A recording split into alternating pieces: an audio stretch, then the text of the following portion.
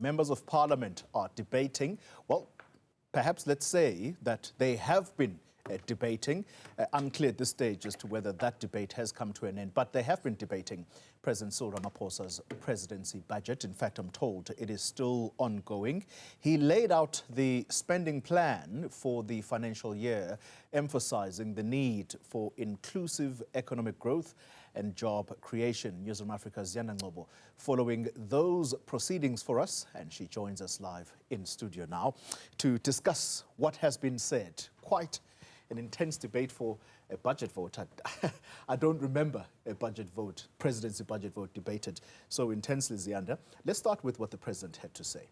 So the president, I think, as expected, was really talking about a continuation of programs such as Operation Vulindlela, which is a collaboration between the Treasury and the presidency, dealing and giving support, for an example, to the Departments of Water and Sanitation, dealing with issues of backlog, giving an update on those very many task teams, such as the one on the red tape team that is led by Sipho Nkosi, reflecting on how that has assisted with really alleviating pressures. The president also quite triumphant in reflecting on the fact that we haven't had 120 days of load shedding, but he says it's too soon for victory. I mean, this is, of course, the yield of the National Energy Crisis Committee, which was formed together. Also reflecting on the National Logistics Crisis Committee, which was dealing really with the issues of backlog at Transnet as well. You'll recall that there was very many work streams, and they gave us an update when looking at crime and corruption, load shedding, as well as Transnet, because all of these things coalesce. So really reflecting on what happened in the 6th administration. Let's listen to what the president said earlier. With the support of the National Energy Crisis Committee, there's been a marked improvement in the performance of Eskom's power stations, which produce the bulk of our electricity. Regulatory changes have enabled substantial new investment in electricity generation that measure up to tens and tens of billions of rands. This week, the country will have gone for 120 days without load shedding. And this is something to be celebrated. However, it is too soon to claim victory.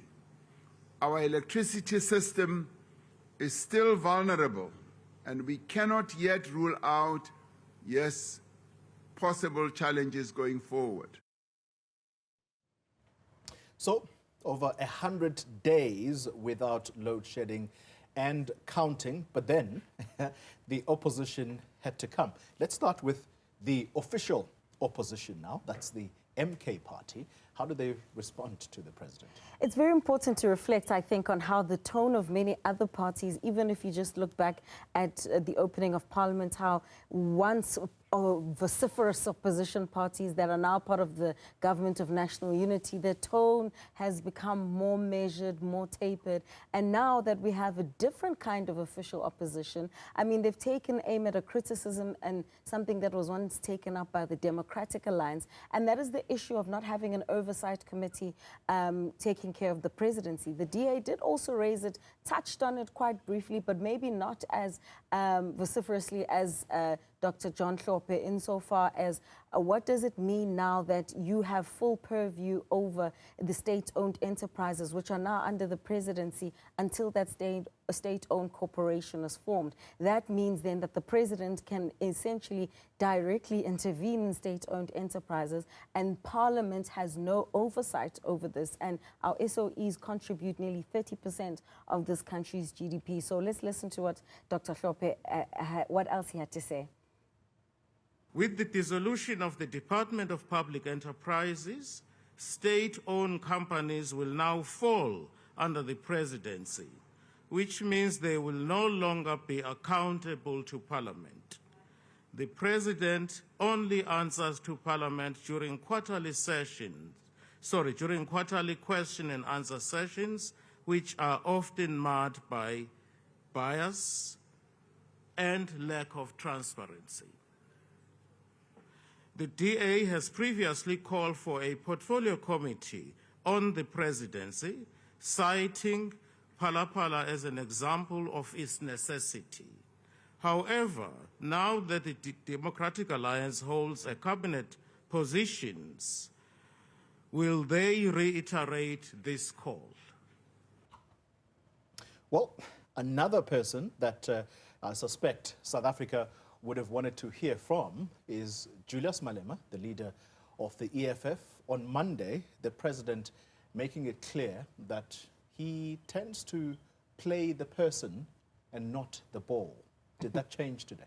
No, it didn't. In fact, I think we saw Julius Malema dig in his heels further, and I suspect the reaction will be different. Kumbudzo Nchabeni also using her time to respond to that, to say, well, you're the last person to speak, given, of course, what's come out in the VBS scandal. But certainly, in fact, he doubled down on his comments. You heard the president yesterday going at length to speak about the necessity to use your time in Parliament to address the issues of South Africans and not play the man and play the ball, as you've been saying. But it doesn't seem that Julius Malema is changing his tune. Let's hear what he said. To say someone else's parents is a police officer can never be used as an insult. You said, spoke about your father in order for you to drag my grandmother unfairly so, because my grandmother has got nothing to do with what I'm doing here. So I want to state it very clear that, President, we respect each other and will continue to engage each other robustly. Secondly, Parliament and political work in general is not for soft-skinned people who will use all languages to complain whenever we give fair but robust and direct characterization of their political conduct. Here we speak truth and nothing else but the truth. Well, doesn't look like the tiff between the two is going to go away anytime soon.